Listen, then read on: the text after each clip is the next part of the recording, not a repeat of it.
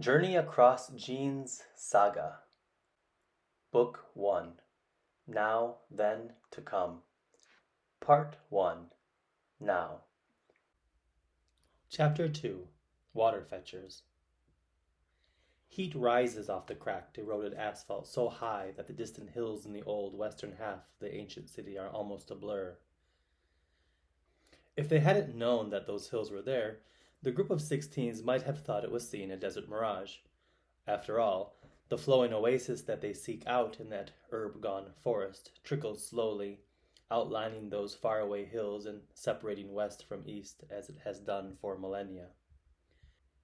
In fact, that ancient watering hole had once been a main artery on which bustling cities were built. Hundreds of millions of people had been connected for thousands of kilometers and tens of centuries. But most of that history is lost to the contemporary peoples now that sparsely populate the semi-arid landscape. Presently, the river that inspired famous works of art for hundreds of reawakenings is but a much narrower stream in a mostly dusty, scrub, tree-covered, shallow gorge. Flora and fauna that thrive in extreme temperatures with infrequent rainfall have taken over much of the once vibrant city. After all, for many, many reawakenings, lack of human intervention has allowed the landscape to become its old anarchistic self, free, untamed, wild, without systemic, anthropogenic intervention. From the gray-cloaked crow's view, the former urban centers are mostly covered in various shades of greens and browns for as far as the eye can see. Centuries-old vehiculars, rusted and overgrown with kudzu vines, dot the desolate landscape. Dilapidated buildings line the street corridors, also unable to escape the inevitability of being consumed by trailing plant life. Once vibrantly colored green trash cans lined the old long road at various stops where hundreds of years before people waited for the hover tram or maglev buses to commute around the metropolis. Nowadays, there are no people to be seen anywhere along the vast interconnected streets, just the relics from their past, a past that was determined to end badly. The long road is still mostly exposed to direct sunlight, browns, grays, some greens, the colors of late Olvash.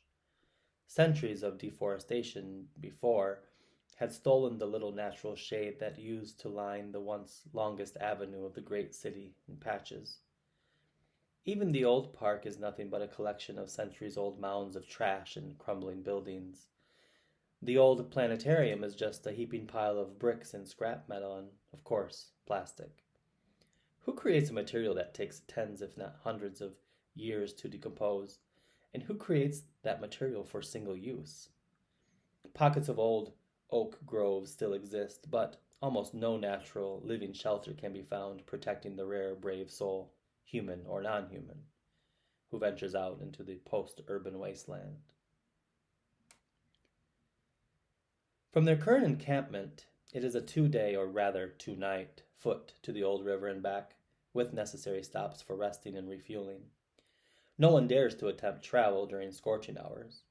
Centuries before, the same hike could be done in 6 hours, but those were different times. Though only the street poor and the occasional adventurous newcomer had ever traveled it on foot. Because of the sporadic droughts that can last months at a time, water is fairly scarce. The everyday water that the Atmaneti consume mainly comes from their own water makers. However, some is acquired from the water hustlers that roam in the area, trading the liquid gold for clothes, tools, or even food. There are also makeshift water holding stations that pop up between disparate settlements across this old city and its outskirts. However, once a year, water is collected in a unique way. The Turning 16 celebration, or just Turning, as they call it, is coming up, and the Atmaneti are in full preparation mode. It is a special opportunity for those commemorating their 16th reawakening to gather the water for the festivities. No experienced adult will join them. It is a kind of ritual tradition to mark the moving on from childhood into maturation. It is not too often that young'uns get to venture that far from the commune, and for good reason, if someone doesn't pass out from overexposure to the sun, or NOP, as they call it, Some marauder or thief may take off with one of the smaller travelers, or at least their water and the clothes off their backs. Dog attacks aren't that uncommon either. Just before the Atmanetti settle in for a long Alvash, Old Mester recounts to the young'uns of how on her turning, at least 50 reawakenings before, the Waterfetchers were surrounded and attacked by a pack of 7 or more fairly large and vicious Vodkutya, or wild dogs. It was different times then, Old Mester narrates. The old river had only been a night-foot round trip from the camp. Olvash season was coming to an end, and Old Mester and the other Atmanetti had just started planning the move to their new camp, as they normally did right after reawakening. There were fewer people in the commune then, about 25 Atmanetti in total, after several units split off because of ideological division. I don't need to repeat that story, she reminds the group. About half of the Atmanetti were under 16 reawakenings. Only 5 of them were preparing to celebrate their 16th reawakening, thus only 5 of them went water-fetching that cycle. And we didn't have any Hazikutya to take with us for protection, she emphasized. The children looked all around to each other, eyes wide and mouths gaped. It was unheard of to travel with no house dogs. Just as they began to work their way down the gorge, they heard the growls and yipes. We caught them unawares, she raises her raspy voice for dramatic effect. And it ain't a good idea to surprise a Vodkutya, especially when they're feeding. The old Mester takes a moment to let that sink in. She makes eye contact with each of the children, one by one. Then she is interrupted with a barrage of questions. No one died, Sid. Yes, Gombi was very scary. No, we didn't scream for help. Now, hold your questions and let me tell the story, Old Mester continues. They decided to stray from the old, crumbling cement footpath just enough to get some shade in one of the few groves that still lined the gorge at the time. They had strayed too far. Before they knew it, one of the Vodkutyas had its teeth on the tail of little Alma's robe and was hauling them backward across the grove. Little Eper, the youngest of the group, yelled to the 2 biggest of us, me and Egresh, to stand up and wave our arms around while screaming and jumping up and down. Despite the real fear that the terrifying tale provokes, it is comical to see Old Mester making herself big, flailing her staff around as she spreads her arms and legs wide apart to reenact the scene. The children chuckle in spite of being a little scared. For some of them, their water-fetching journey was coming up after things started to melt and turn green again. The rest of the group quickly got to the trees and climbed up as far as they could. Even little Alma, who was smart enough to shake off their robe, managed to escape and climb up a smaller oak. She wipes imaginary sweat off her wrinkled gray brow. Luckily, we must have caught them off guard when their bellies were full. Once they realized that we weren't trying to steal their food or hurt them, they ran off and left us alone. Yes, we were very lucky. At this point, the few almost 16s that are taking part in that particular storytelling workshop are shifting on their cushions and glancing at each other from side to side. Their journey is going to be twice as long. Fortunately, they have the numbers to be intimidating enough. There are 9 of them and 3 young and agile Hazikutya. Despite the lingering unease about the possible dangers that await them, they are mostly excited about their journey. They still have time to prepare. Mok is particularly excited about the journey because they often feel somehow estranged from the larger community and especially from their fellow 16s, given their impediment. Water fetching will give them a chance to get away from the larger commune and prove themselves in other ways. Later that night, Mok, alone, decides to forage for their own meal and takes a walk to the edge of the camp near a thicket of trees.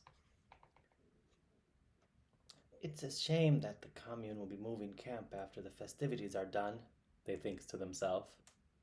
They really likes this camp. There's a lot of space to seek solitude. They often goes off on their own and practices mind speaking in hopes that someone may hear them. A very slim chance. Here goes nothing. Mock speaks inward toward their mind, hoping that someone, anyone, can mind hear them. Maybe a stranger passing by nearby the camp. But the stranger would have to be genetically related for the sharing to work. I really hope someone is receiving this. Our camp is about a 2-night foot from the old river, or life, as we call it. It's almost turning, and I'm still not able to mind speak with my blood folk. They is a bit worried since the water fetching rite is coming up, and their sibling, or body blood, Gomba, or Gombi for short, will be there too. They won't be able to send and receive to and from each other if there is any danger, or if they are separated somehow. Mock and Gomba are twins, despite looking nothing alike. And Mock is the only one in the commune over 15 that can't communicate that way with at least someone from the same bloodline. It has been extremely frustrating for them, to say the least. Mind speaking is one of the arts that all Admaneti are supposed to be able to learn and perfect. Most people will have fully developed the art by the time they are 8 reawakenings old, and only a handful that Mock knows of have had to wait until after they began getting armpit hair to be completely proficient. Mock is the only one who can't mind speak, except for Dio, who was adopted into the commune at the age of 3 from a different community about 3-night foot from their current encampment. Gomba, Mock, and the others who won't have any bloodfolk with them on that trek will have to stick together and find other ways of silently communicating without calling attention to themselves in the case that danger appears. Mock has been told that the way mind-speaking works is that 2 or more people can share thoughts. The youngins, like Mock and Gomba, call it sharing. One's thoughts show up as images, a voice, emotions, symbols, or letters for those that can read. Mock can't read, nor can most of the other Atmaneti.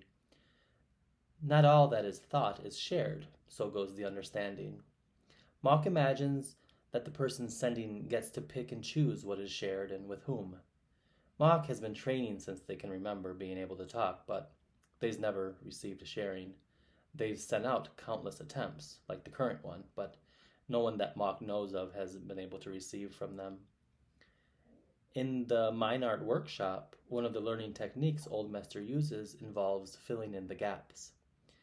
Blood folk are paired up, teshver, body bloods or siblings, cousins, etc. Each person in the pair is given an image sketched onto a leaf or fibrous leaflets when they have them in supply.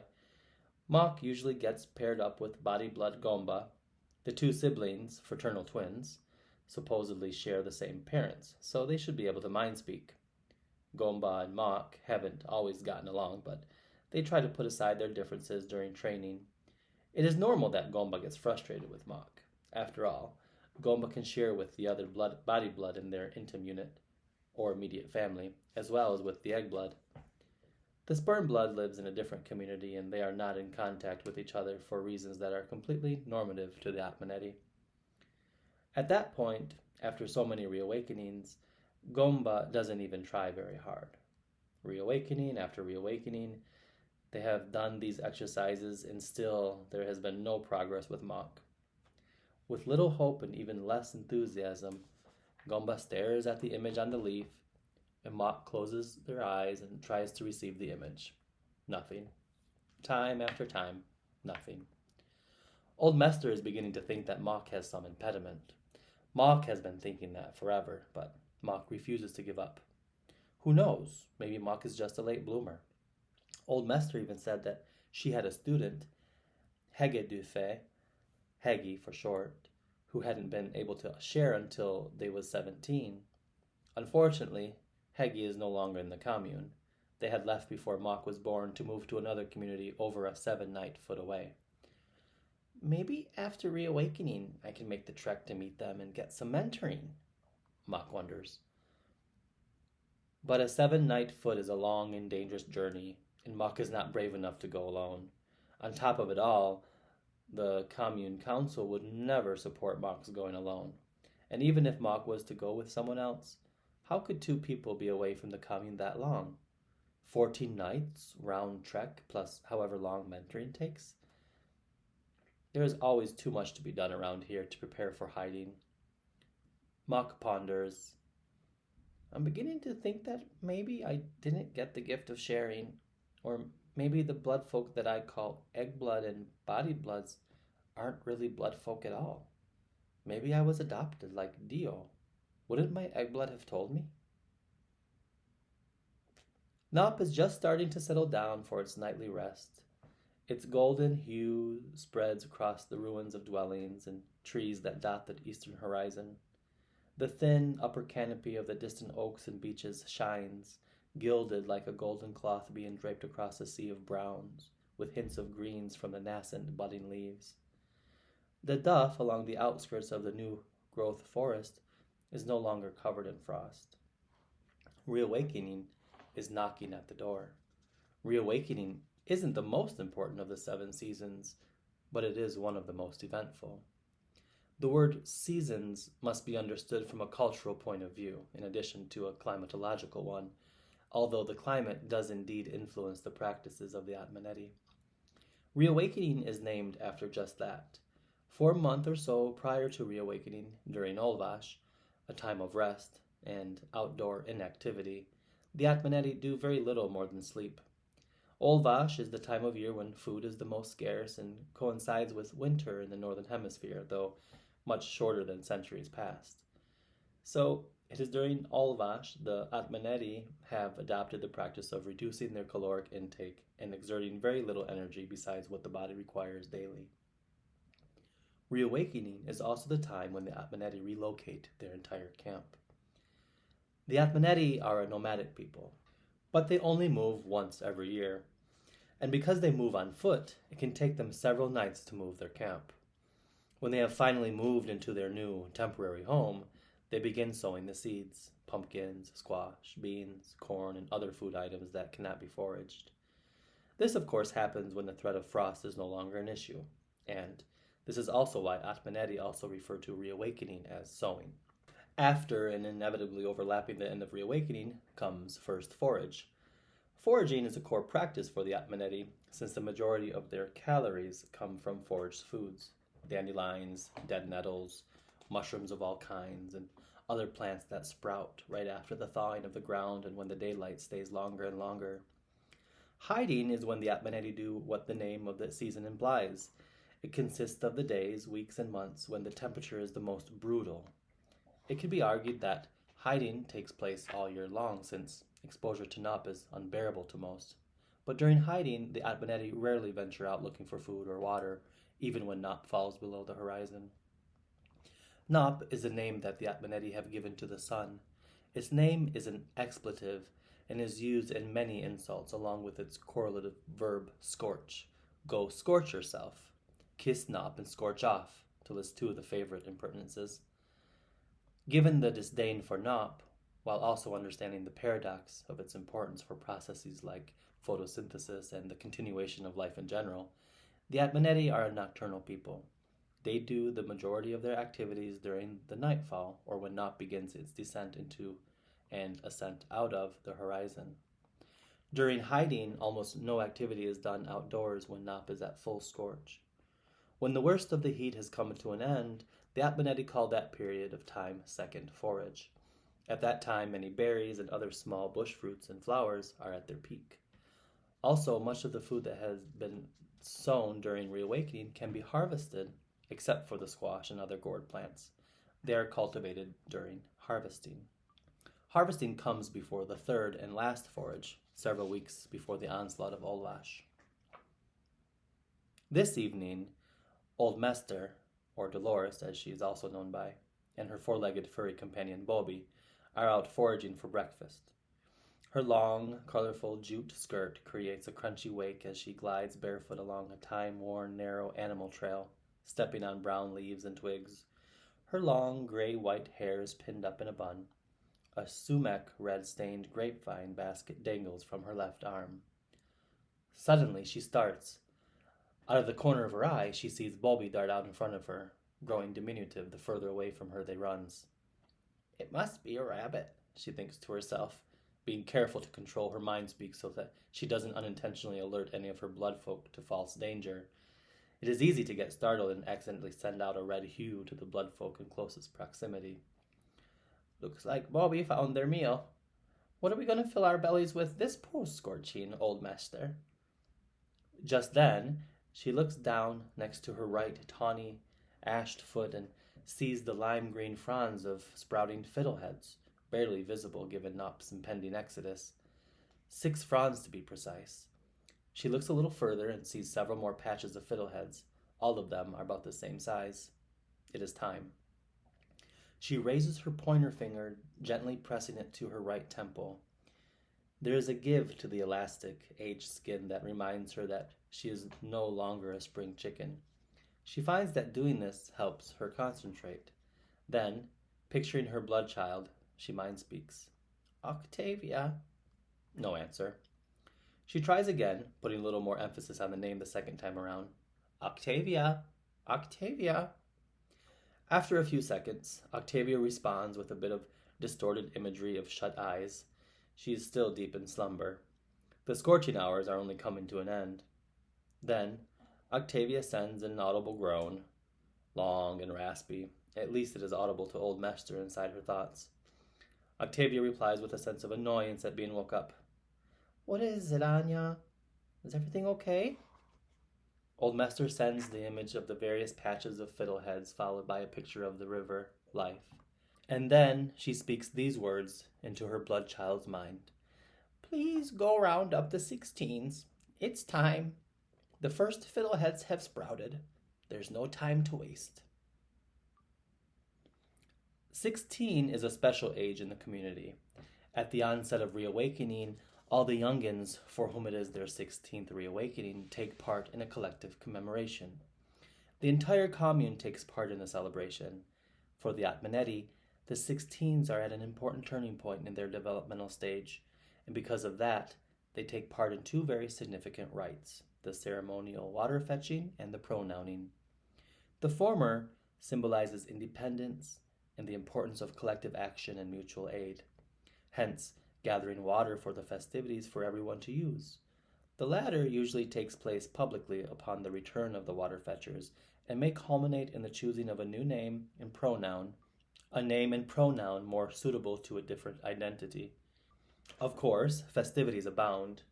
It's the first big celebration after Olvash, and it takes place right before the Atmaneti seek out a new space to relocate their encampment. It's the perfect time to use up any of the food that they have in abundance that would possibly slow down the move to the new encampment. Mock is packing their bag, a faded burgundy backpack with functioning zippers, a rarity that they found a few reawakenings before in one of the landfills near the old river. When their nether blood, Bodza, sneaks up and embraces them from behind. Bodza is the youngest partner of Mock's egg blood and is not biologically related to Mock, hence nether and nether blood. Families, or intim units, as the Atmaneti refer to them, take a variety of different shapes. Mock's intim unit consists of 3 maturated adults and 3 unmaturated youngins. Mock's sperm blood doesn't form part of their intim unit, although she does live in a nearby commune that their people trade with frequently. Among the Atmaneti, the egg blood is the parent whose eggs are provided for one's procreation. Each individual has an egg blood as well as a sperm blood. It is common for an intim unit to have more than 2 maturated adults if there are more than 2 unmaturated youngins. Sometimes an additional adult will be added if there is space and the need arises, for example, the birth of another child. Procreative arrangements are made to conceive offspring but rarely last longer than the procreation sessions themselves. Most intim units are a mixed match of biologically and non-biologically related people. In Mock's case, the 3 maturated adults are Netherblood, Bodza, who uses the they pronoun, Eggblood, Malna, who uses the he pronoun, and another Netherblood, Seder, who uses the she pronoun. Bodza's long, dark chestnut hair braid and long, thick, braided beard tickle the nape of Mock's neck. Mock scrunches up their shoulders and lets out a giggle. Bodza smiles. Did you pack the pumpkin seeds I wrapped for you? Their deep voice vibrates, causing goosebumps to form on the tickled nape. Mock giggles again and squirms out of the hug playfully. Do you remember when you went water fetching? Were you scared, Nether? Mock nervously inquires as they packs the last of the rations and zips up the bag with finality. My water fetching was rather uneventful, dear one. That year was much cooler than what we'd been used to, and our camp, at the time, was only a 5-hour foot from the old river. So we were there and back before we knew it. We didn't even have to set up and make a makeshift camp to rest during the scorching hours. There were few scorching hours that particular reawakening. Boza takes Mock by the shoulders, turns them to face them, and kisses them on the forehead, and then speaks the customary departing salutation. I won't breakfast with you this evening, but we'll sup together on the morrow. Which technically isn't accurate. Mock won't be back from water fetching for at least 3 more sups. That's if there are no storms or unexpected encounters with marauders or hostile members of neighboring communities. As the eldest member of the commune, Old Mester leads the departing ceremony. Naught begins to disappear as most Intim units are finishing up with breakfast. The 16s are with Old Mester under the patchwork canopy that covers the communal refectory area of the camp. They don full traveling gear, canopy rolls, knapsacks with tools that will help them set up their refuges from Nop, and which can be used as weapons of self-defense if it becomes necessary. And of course, collapsible salvage jugs, which they will fill with life and bring back to the celebration. Festivity is in the air. Laughter and music can be heard, mainly coming from around the refectory. Intim units slowly gather, forming a big circle around the outer perimeter of the 5 bonfires. The 16s sit in the middle, center stage. The fires flicker and make it seem like they are swaying side to side, yet they are still as stones. Hazikutya and young and toddlers chase each other playfully around the seating areas of cushions and woven mats laid out for the ceremony. Bodza's leading a small group of youngins in a chant-like song. As they undulate and giggle, they sing. One of the little ones gets up and dances to the beat of Bodza's drum. Fetching life, fetching water. Water is life, life is water. Go now and fetch water. Discover yourself at the water. Life will guide you, life is water. Come back as your new self from fetching water. When the music stops, Bodza goes and sits down with their Intim unit. Old Mester comes out from the refectory, crosses the sea of bodies, and stands in the epicenter. Upon seeing her, the raucous chatter quiets down to only a few whispers and occasional bursts of laughter. There was, when there was not, across 7 seas, through the high glass mountains, and over the pits of poison left to us by the ones who came before and destroyed the old world, under the tent sky with its celestial holes, a giant tree. That giant tree stood in the center of everything. All the attention is focused on Old Mester. Even the youngest of the youngins don't make a peep. Old Mester continues. From the bottom of its leaf-covered branches to its tippy top lived the gods. Most important of the gods was Ishten. Hala Ishtennek. The liturgical words slip from the mouths of the onlookers, echoing across the encampment. Thank God for that. Old Mester continues after her pause at the mention of Ishten. In its roots, deep into the ground, lived the devil. Together with the devil, Ishten created our realm in the tree of the trunk.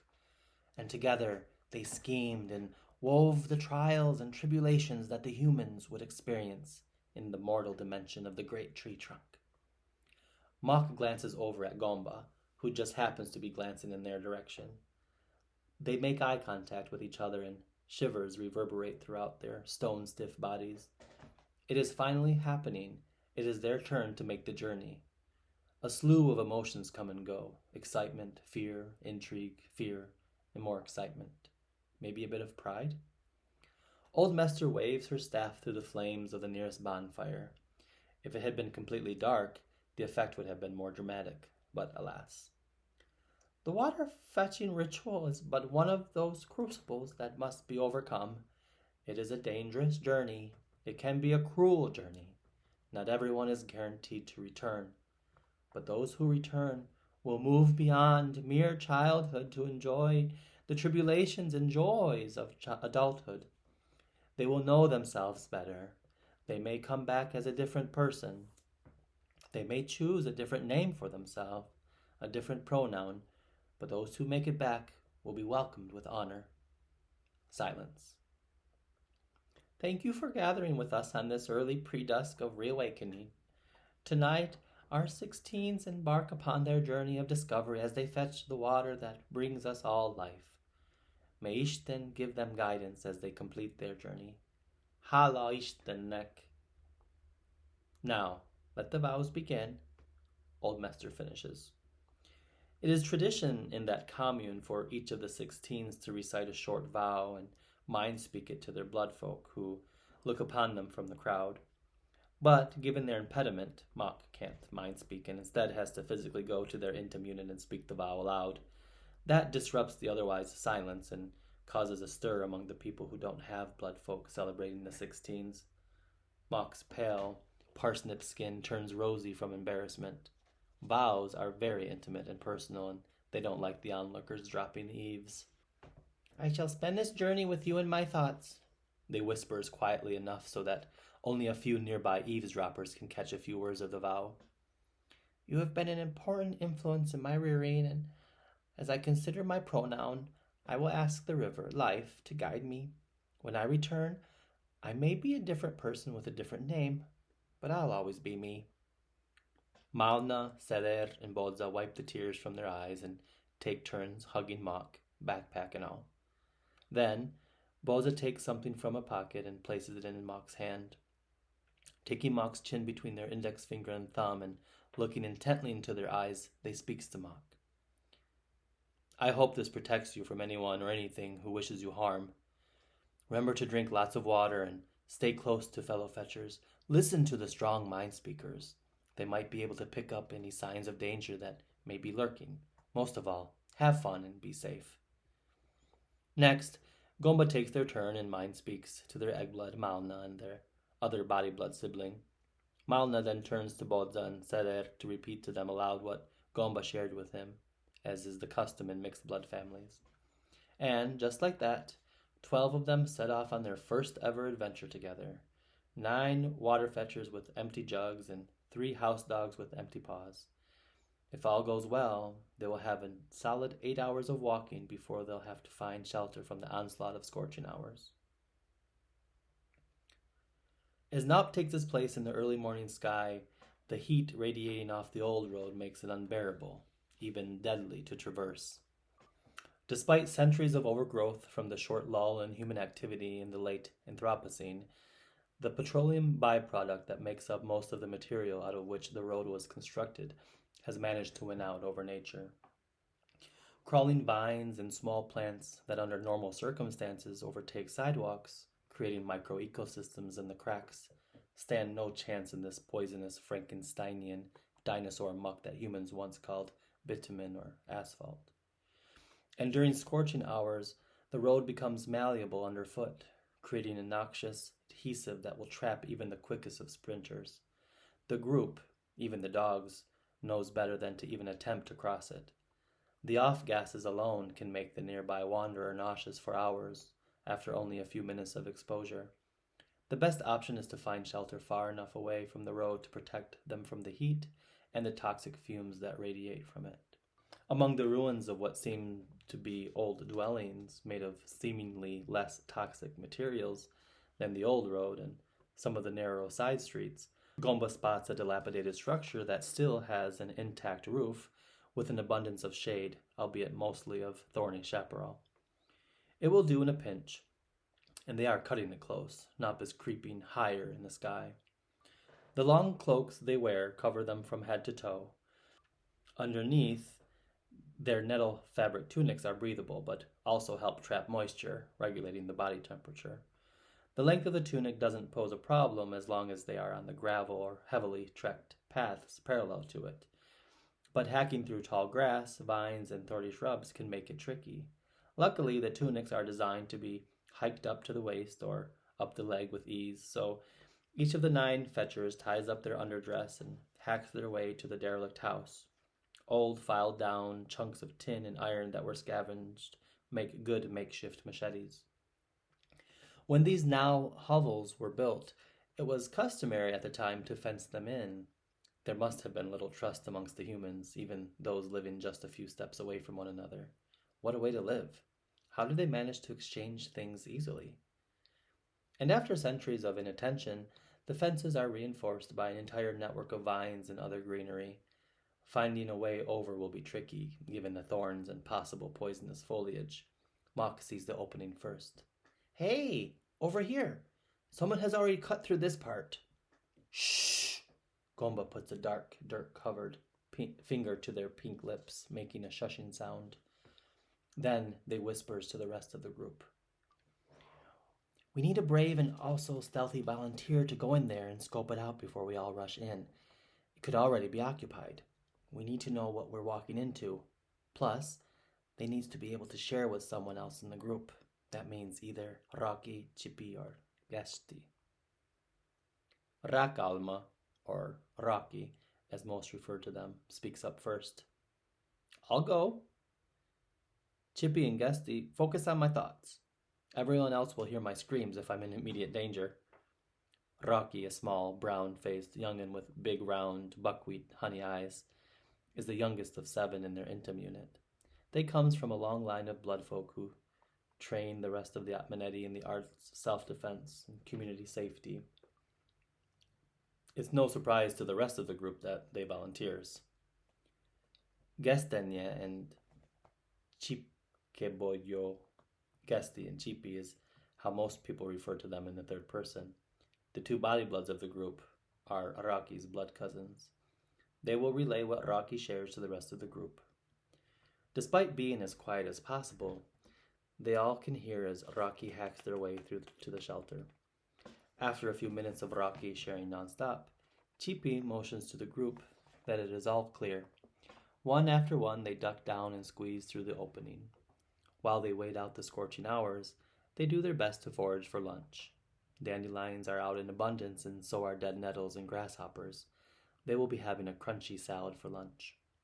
Now, all of them have been foraging for meals their whole lives, but plant identification is still a bit tricky. Some of the less common foods have lookalikes that, if not kill you, will make even the healthiest person sick for days. Luckily, both Sylvie and Offie's intim units train in the foraging arts. Their nuanced knowledge will help them keep them safe from misidentification. Sylvie is even an excellent cook back at camp, so their knowledge of food preparation is indispensable. Sylvie's favorite reawakening recipe requires a small fire, which Cherry, the youngest of the group, is able to start, using some dry leaves, twigs, and other crumbled bark from a dead branch of a birch tree. Its paper-like thickness and texture make it easy to ignite. Here's what's on the menu. Reawakening salad with roasted grasshoppers. 2 parts. Dandelion greens, picked before the flower grows tall and opens. Dead nettles, white clover flowers, young plantain leaves. 1 part roasted pumpkin seeds, dried apples, roasted grasshoppers. Remove legs and wings and fry until reddish in color. Dressing. Foraged fruit scrap vinegar, Sylvie's grandma's recipe, packed for the journey. Wild carrot mash. Boil roots of Queen Anne's lace, mash with a bit of oil, season with salt to taste. Dandelion root coffee. Roast the dandelion root until dark brown, steep in hot water until desired taste is reached. After spending most of the scorching hours securing shelter, foraging, prepping food, eating, and resting, the group is sitting around in their usual cliques. Sylvie and Offie are holding hands under a clump of tuya trees, whispering to each other between kisses. Djermeklandsfy, Djeri for short, is the last one to dispose of their makeshift food dish. They watches as the leaves-turned bowl burns, creating a thick smoke that rises above the fence line. Given that it is still scorching hours, the group isn't too concerned about fire smoke alerting possible dangerous foes to their whereabouts. Not many people venture out at this time of nop. They still have 5 hours or so before it would be comfortable enough to continue their journey. Normally, they would sleep during scorching, but they're too excited, so they rest with filled bellies. Then, they will do what became commonplace among their people for at least 100 years, and take advantage of the night to continue the trek. The contemporary peoples managed to continue their gene pool because at some point along the way they adapted to their conditions. Some who survived the Great Dying died shortly after due to the ever increasing hostility of Nop. Becoming active at night, nocturnal, is what saved the people who came before them, and thus nocturnal activity became the cultural norm. Traveling at night was no different. That hold would shine, illuminating the night sky, isn't a guarantee, but they learned other ways of moving around when visibility was limited. Maps were created in a way that utilized landmarks that were easily seen or felt in the dark. Although it is the group's first time going out on their own to that specific destination, they are familiar with the way because of the songs. However, despite their map and song rhyme, they aren't immune to getting lost, and the level of generalization of the map rhyme excludes enough nuance that the majority of the group lacks the confidence to take the lead. In addition to avoiding getting lost, they have to worry about marauders making their raids. How does the rhyme go again, Mawky? Guesty is staring at Mock and then shoves an elbow into their bloodfolk's side, the smirk on their face cutting like a knife. Rocky and Chippy are smiling at the teasing game. Aren't you the story weaver in the making? You're supposed to know. Mock, turning the smooth oblong stone that Bodza gave them around in their hands, looks up. We are all responsible for learning it. Sing it to me and I'll tell you if you're missing something, they says coldly, used to being picked on by Guesty and their bloodfolk. Ugh, whatever, Guesty utters in disgust, rolling their dark eyes. A few minutes pass, and now Jerry is putting out the fire with the surrounding dirt that they had moved around to build the ephemeral fire pit. Rocky, Chippy, and Guesty are giggling purposely at this point.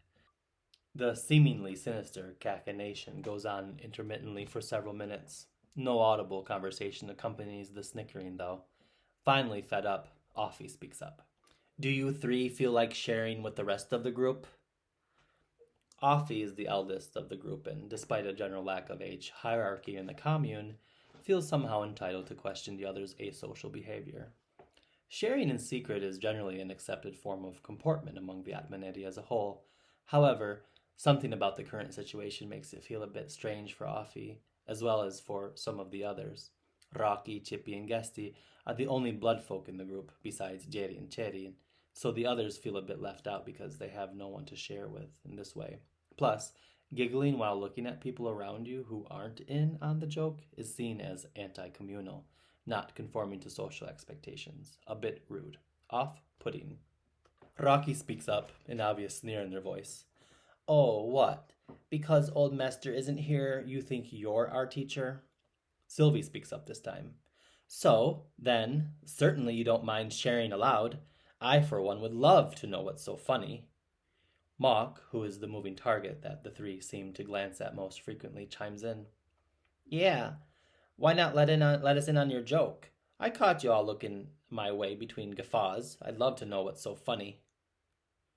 Gomba, who spends a lot of time with Chippy and Guesty outside of trainings, looks down at their hands a bit awkwardly as they adjust in their seated position.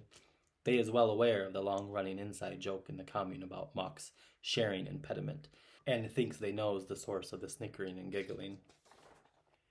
Gomba interjects, hoping to draw attention away from the rising tensions.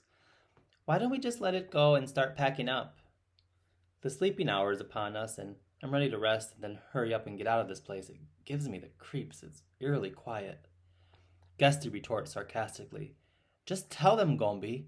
Tell Mock how you feel. I mean, isn't this journey of self-discovery about trying to figure out who we are? And who we aren't? Chippy finishes Guesty's sentence. It's no secret that Mock can't share with any of their bloodfolk. Does anyone else find that weird? Anti-communal, even? Then, Mock looks at their body blood, a bit of disdain rising along with their blood pressure. They hates being the center of attention. Say it, Gombi. You obviously have no problem talking about me with your friends. Just spit it out. Mock spits. Fed up with the anti-communal bickering, Sylvie directs their words to the entire group. Is this how it's going to be over the next few nops? Because if this is what it's going to be like, I'd rather risk heat exposure and capture by murderous marauders than put up with this anti-communal horse dong. Why don't you all shut up or go scorch yourselves? I'm out of here. I'll find another spot to rest away from you bunch.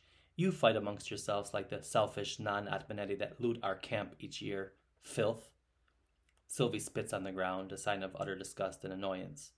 And just like that, they grabs their pack, pulls the hood over their head, and disappears through the opening in the fence through which everyone entered. That gets everyone's attention. Not only is it dangerous to go out while the temperature is as high as it is, but going off alone is just plain stupid. Offie, obviously annoyed with the group and concerned for Sylvie, begins gathering their things to follow Sylvie out. Wait for me, Sylvie, they yells. Thanks a lot, you scorching jerks. Now, Offie has ducked through the opening. Cherry follows suit, gathering their things. You all are a bunch of scorching scorchers. You need to get over your pride, jerks. Then, Cherry is crouching through the fence. Cherry's body blood is about to do the same. They ties up their bag and suddenly freezes. Wide-eyed and with a look of terror on their face, they quickly motions to the group to be quiet. Something is wrong. The commotion from packing up and the residual tension instantly vanishes from the provisionary resting area. The look on Jerry's face alerts the group that they is sharing with their body blood, and it isn't good. Cherry, Sylvie, and Offie are in trouble. Then, like someone had turned off a switch, the sharing stops. Jerry scrunches up their face as if concentrating, and then a look of devastation sweeps across their face. Indeed, Cherry is no longer sending or receiving. Jerry looks to the group of anxious fetchers and then shakes their head, indicating that they is no longer sharing with Cherry. Rocky quickly moves to Jerry, begins comforting them, and then whispers as best as they can to the whole group. One of us needs to go out there and see what is going on and share with the rest of the group. Chippy and Guesty, mind listen for my sharing. I'm going out. Meanwhile, grab something to throw or hit with if someone or something tries to come in here. The group nods in unison, indicating their understanding and approval. Despite never having trained for this exact situation, they work really well together as a cohort. After all, they have been training in the different arts together since they could walk, talk, and mind speak.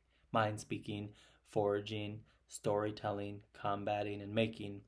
They know each other very well, even if they don't always get along.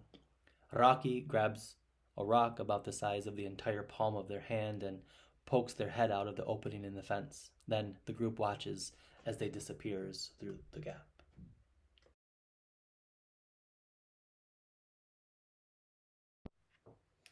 Although Chippy, Guesty, and Rocky didn't grow up in the same intim unit, they do share a bloodline. This allows them to mind speak, or share, as the youngins prefer to call it. In spite of their age differences, all three acquired the ability to manipulate the art of sharing around the same time they started learning to make coherent talk. Probably before becoming toddlers, Atmanetti share uncontrollably with their bloodfolk, especially when they are in need of something like food, attention, sleep, or something else. Chaotic, cacophonous sounds and images telepathically fling about abruptly at unexpected body bloods or blood generators. All of this is to say that the present bloodfolk trio has been sharing for many years. This means that they have had ample experience figuring out the unique nuances involved in sharing with each other. They know one another inside and out. So when Rocky shared the sudden red hue, the two body bloods knew instantly that something was amiss. Besides Chippy and Guesty, the only ones behind the superficially protective fence barrier are Mok, Gomba, Jeri, and the three Haziku. Where are the three dogs? Among all the unforeseen chaos, the group had lost track of their furry companions.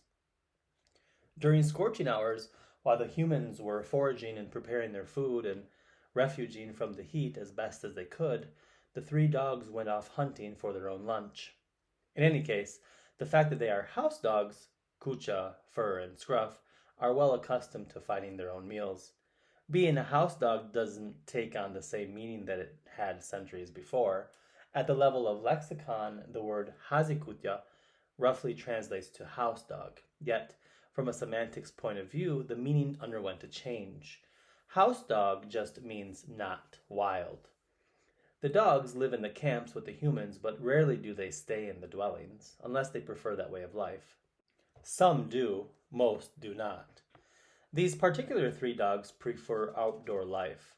They hunt and eat when they are hungry, and they help keep the humans aware of any intruders. This latter aspect hasn't changed much over the centuries.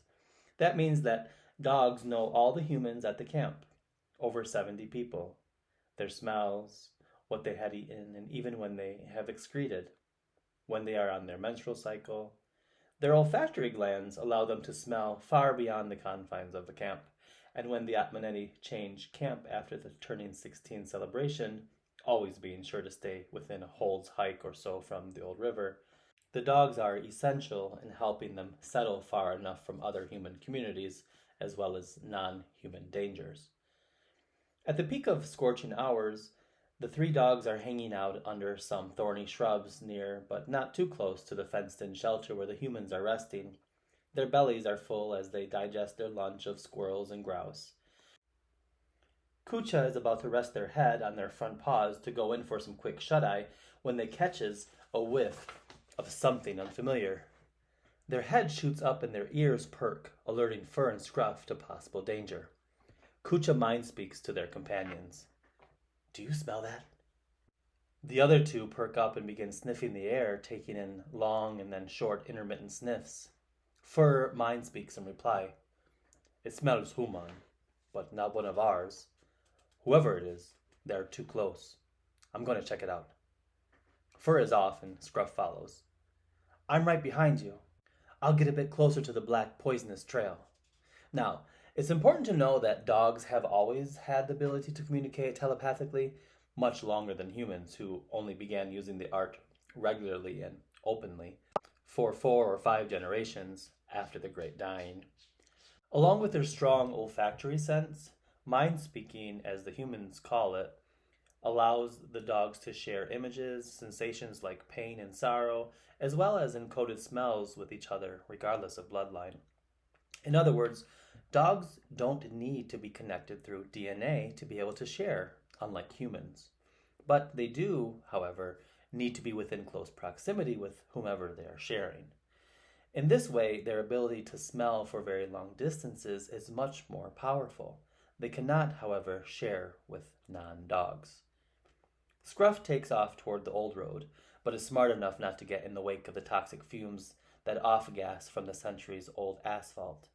As they gets closer to the well-beaten path that parallels old Ului Ut, Scruff detects the scent of 3 humans.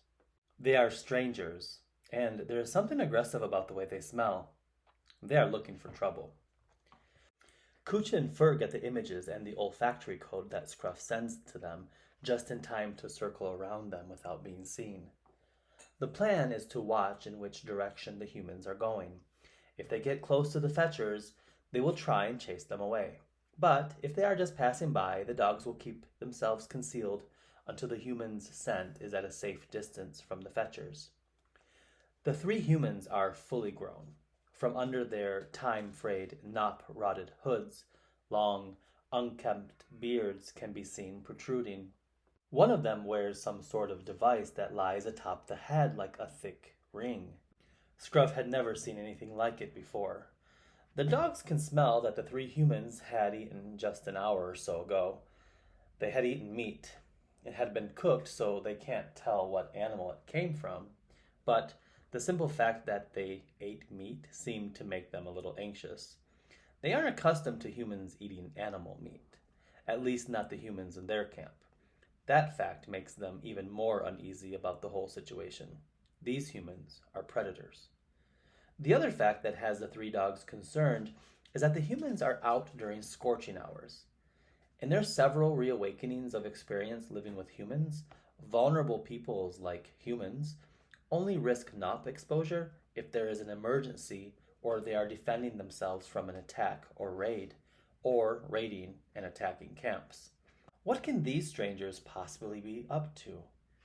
Suddenly, stern voices and shouts are coming from behind the overgrown wall.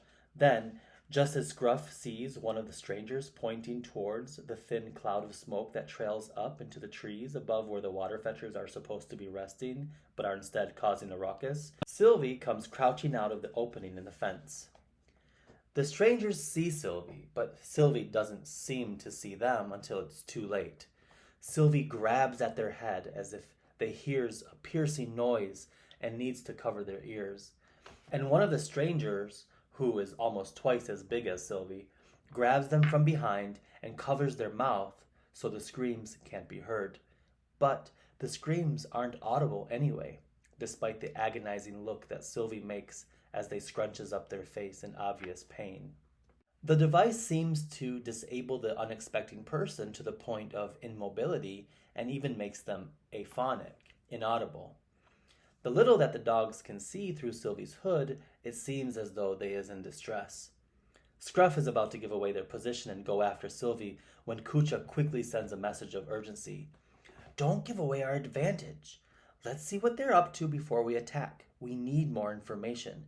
We won't let them take the human. Of course, that communication is expressed in a combination of images, sensations, and smells rather than words. Whatever seems to be affecting Sylvie doesn't have an effect on the dogs. However, Fur and Scruff aren't as close to the strangers as Sylvie is. Kucha is even further away. It is obvious now that the marauders aren't just simple strangers. Their intentions aren't good. Scruff can barely stand the suspense of waiting to form a plan of attack.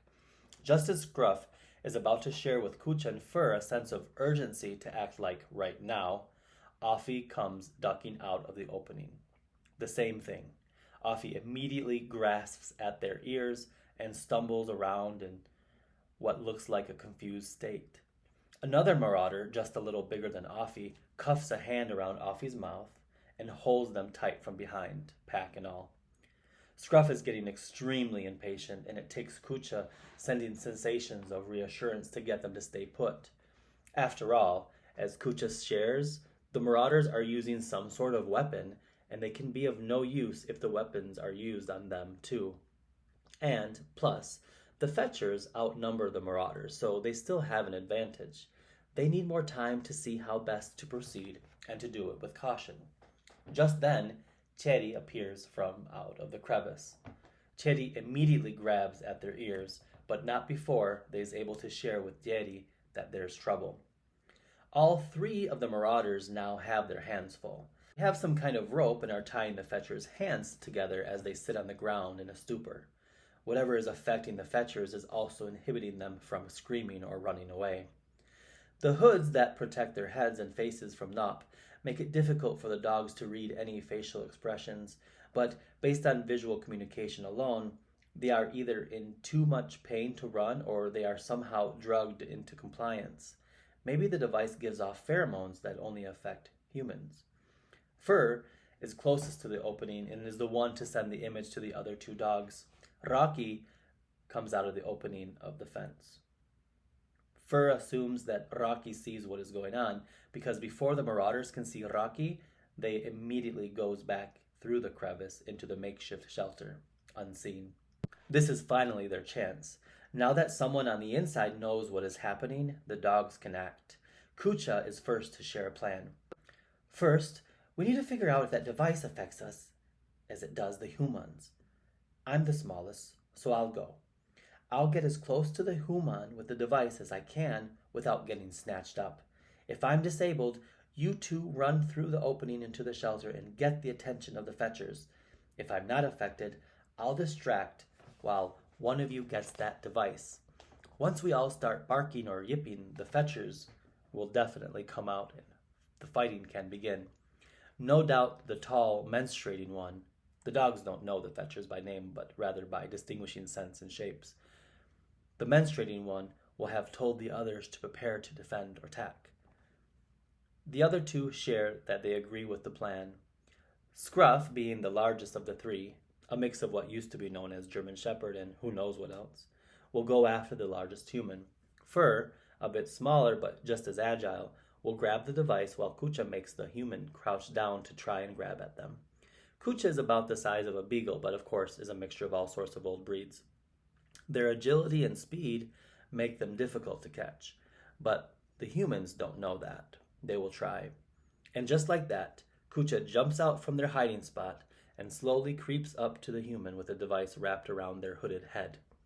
That particular human is already crouched down, finishing a knot on the rope that keeps the three fetchers restrained and connected. Within biting distance, Kucha hunches down and begins to whimper loudly, tail between their legs. Scruff and Fur know that nothing is wrong because their companion is still sharing with them. This is an act. The human will be thrown off guard thinking that Kucha is hurt or just lost and hungry. The plan is working. Once Kucha gets the human's attention, they continue to crouch in a squatting position, motioning Kucha to come closer. "Come here, little one. I won't hurt you." The marauder speaks softly, using linguistic features that the fetchers probably can't understand. They aren't from around these parts.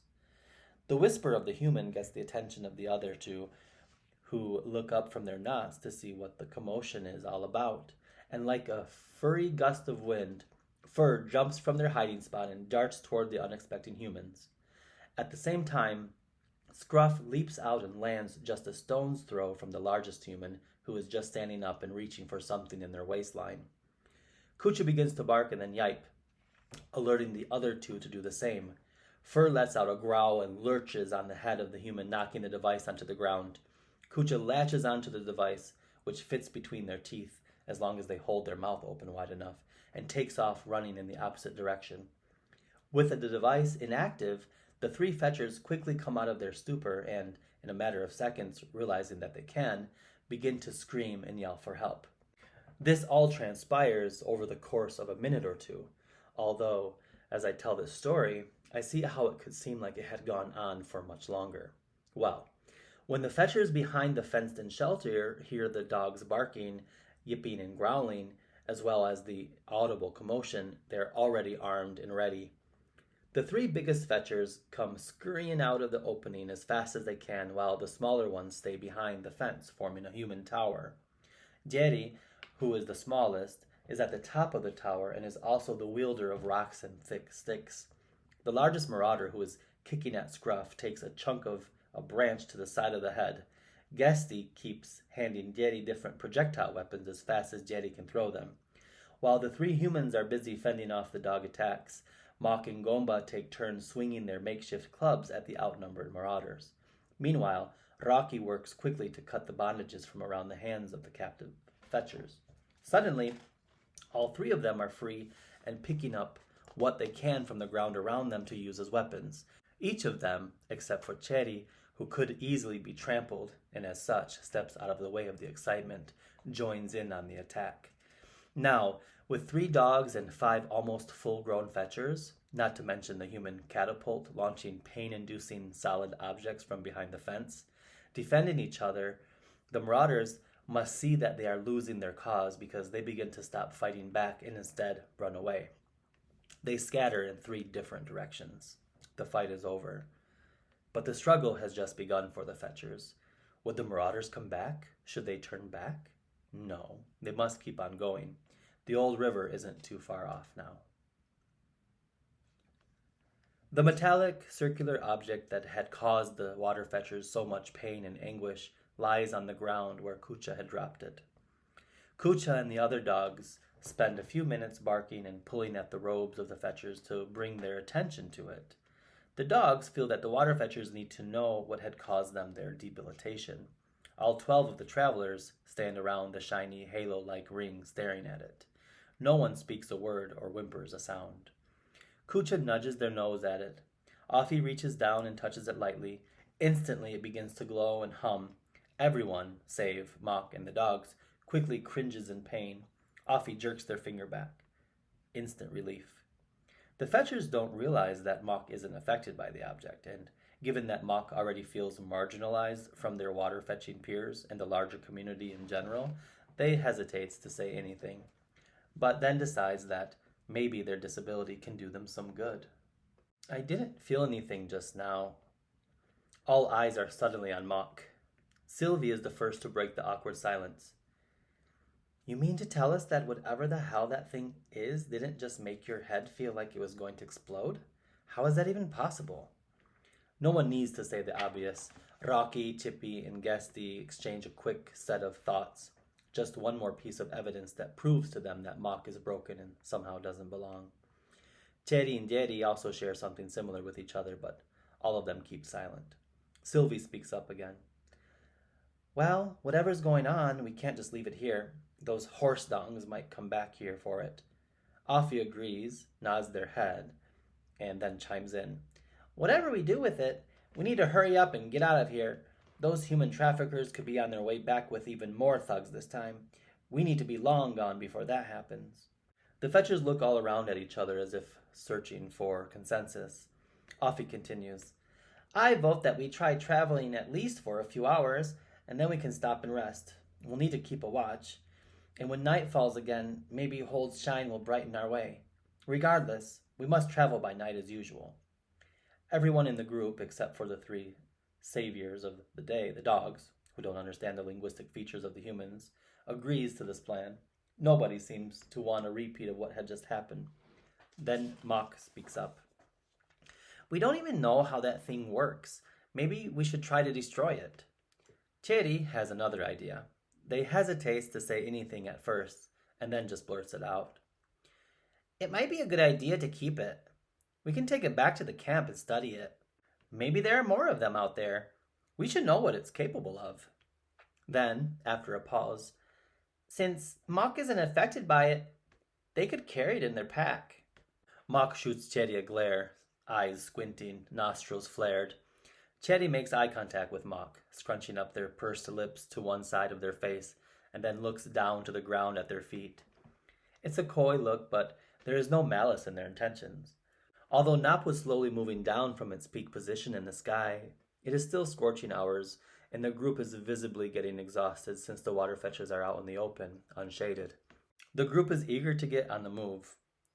They exchange glances and whispers and look at Mock. Then Sylvie poses the question, Would you be okay with that, Mocky? If not, we could strap it to Kucha. They doesn't seem to be bothered by it either, but I think it would limit their mobility. It'd be easier to keep it in a pack that is on someone who doesn't go into agonizing pain. Cherry jumps in. Plus, if only seems to work when someone touches it, you won't be holding it. Heads nod like ripples in a rare puddle of rainwater as the rest of the group seems to agree.